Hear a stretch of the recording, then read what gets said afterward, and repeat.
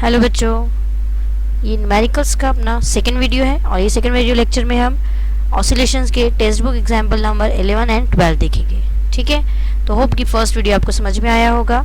वैसे ही अब second video है, वही कंडीशन है, थ्योरेटिकल पार्ट आप कंप्लीट रखें और कुछ फॉर्मूलेस जो है इसके वो लर्न रखें और फिर न्यूमेरिकल्स को हम सॉल्व करेंगे। ठीक है, let's start with examples. Potential energy of a particle performing linear simple harmonic motion is 0.1 pi square x square joule. If mass of the particle is 20 gram, find the frequency of simple harmonic motion. ठीक है, potential energy आपको दिया है यहाँ पे, मतलब potential energy से related जितने भी फॉर्मूलेज है हमारे पास होना चाहिए अभी। और given material, if mass of the particle, mass भी गिवन है, हमें फ्रिक्वेंसी फाइंड आउट करना है। ठीक है, तो सबसे पहले वही काम हम करेंगे कि हम सबसे पहले हम गिवन लिख लेंगे। Now given potential energy of a particle, potential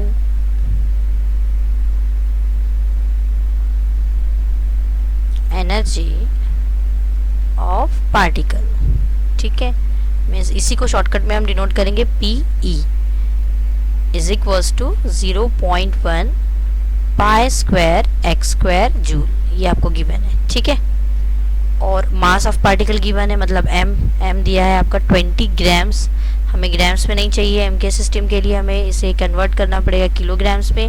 तो ये हो जाएगा 0.02 किलोग्राम में कन्वर्ट करने के लिए 1000 से अपने इसको डिवाइड कर दिए इंटू 0.02 kg। ठीक है, और अब हमें फाइंड आउट जो करना है वो लिख लें हम। टू फाइंड, क्या फाइंड आउट करना है हमें? फ्रीक्वेंसी फाइंड आउट करना है सिंपल हार्मोनिक मोशन की। Frequency of simple harmonic motion means n find out करना है हमें। नाउ कुछ फॉर्मूलेज हमें लर्न होना और कुछ एडजस्टमेंट यहाँ पे करना है हमें, तो वो साथ साथ में हम करते चले जाते हैं। फ्रीक्वेंसी से पहले पोटेंशियल एनर्जी है और पोटेंशियल एनर्जी से पहले हमारे पास में पता है कि ओमेगा जो है, ओमेगा इज इक्वल टू होता है under root k by M.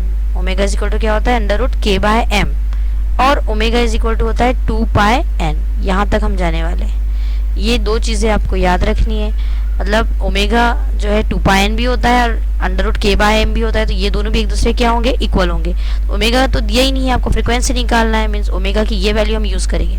तो फिर से बता रहे हैं, omega is equals to, we know that omega is equals to 2 pi n भी होता है और omega is equal to under root k by m भी होता है। तो therefore k under root k by m is also equal to 2 pi n. ये एक कंडीशन है यहाँ पे हमें जहाँ यूज करनी है। ठीक है, और पोटेंशियल एनर्जी का formula. Now potential energy is equals to होता है हाफ के एक्स स्क्वायर। जो फाइंड आउट करना होता है हमें, वहां तक उस टर्म तक हमें अपने न्यूमेरिकल को ले जाना होता है, तो कुछ कॉन्सेप्ट है वो क्लियर रखिए। नाउ यहाँ वैल्यू पुटअप करेंगे। पोटेंशियल एनर्जी ऑलरेडी गिवन है आपको 0.1 पाई स्क्वायर एक्स स्क्वायर। ठीक है, और यहाँ हाफ के की वैल्यू हमें पता नहीं है और ये एक्स स्क्वायर, तो बोथ साइड एक्स स्क्वायर क्या हो जाएगा? Cancel. This term means therefore k is equals to, क्या बचेगा? k is equal to 2 divide में था, इधर मल्टीप्लाई में चला गया, तो वी गेट 0.2 पाई स्क्वायर। ये होगी k की वैल्यू। ठीक है, now using this term we get now frequency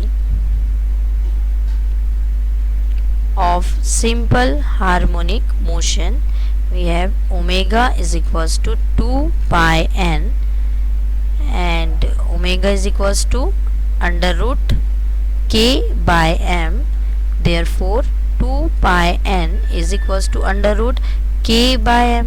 okay, अब इसके अंदर हम सारी वैल्यूज डाल देंगे। therefore 2 pi n की फ्रीक्वेंसी निकालना है हमें। अंडर रूट के की वैल्यू कितनी आ गई है? 0.2 पाई स्क्वायर अपॉन एम की वैल्यू कितनी गिवन है? 0.02।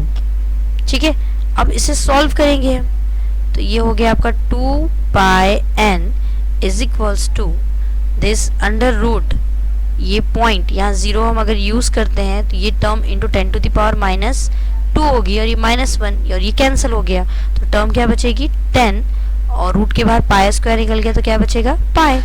This pi and pi get cancel. Now n is equals to root 10 upon 2। ठीक है, तो आप यूजिंग लॉग बुक फिर से हम 10 की वैल्यू देखेंगे, रूट स्क्वायर रूट ऑफ 10, तो ये होगा 0.1622 upon 2. Solving this we get 1.581 hertz. ठीक है, तो जो न्यूमेरिकल को सॉल्व करने का पार्ट है लॉग का, ये आप ट्राई करें। इजी मेथड है, बस इस लॉग बुक में से √10 की वैल्यू देखें, उसकी वैल्यू पुटअप करके हम इक्वेशन फाइंड आउट कर लेंगे। ठीक है, तो इस तरह से हमने फ्रीक्वेंसी फाइंड आउट कर ली है।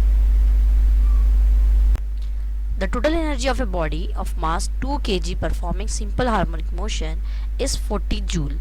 Find speed while crossing the center of the path.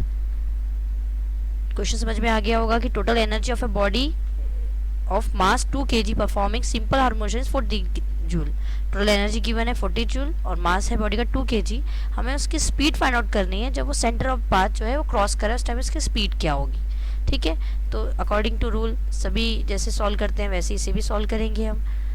तो इसके लिए हमारे पास इसका गिवन डेटा लिखना ज़रूरी है अपने लिए।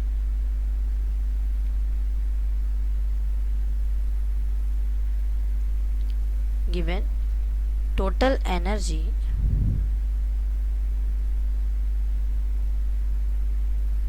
of a body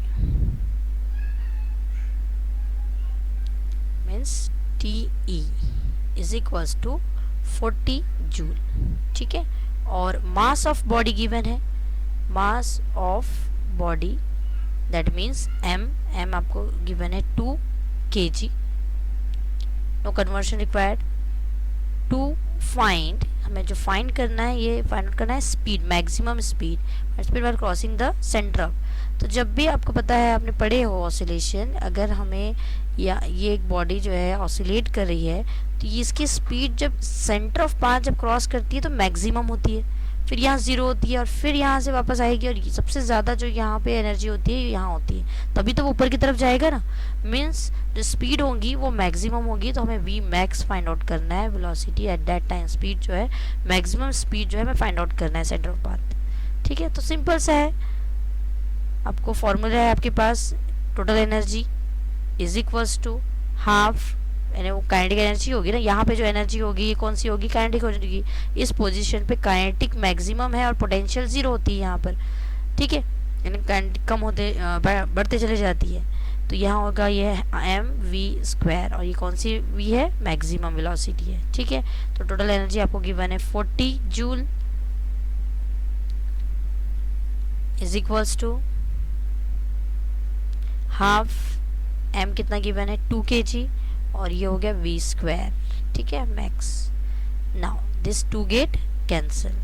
now v² is equals to v max² equals to 40। Now v max की वैल्यू √40 हो जाएगी v की वैल्यू। अब √40 means we can write 2 into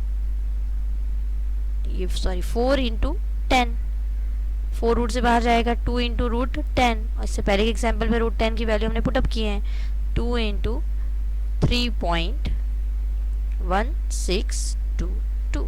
ठीक है, ये पुटअप कर दिया हमने लॉग बुक से देख के, मेरा इन दोनों को मल्टीप्लाई करेंगे, then we get 6.325 multiply metre पर सेकेंड, ये निकल गई मैक्सिमम स्पीड सेंटर से पास होने के लिए। ठीक है, बस ये फॉर्मूला लर्न होना चाहिए था, वैल्यू पुटअप कर दी हमने और सिंपल सा कैलकुलेशन। ओके।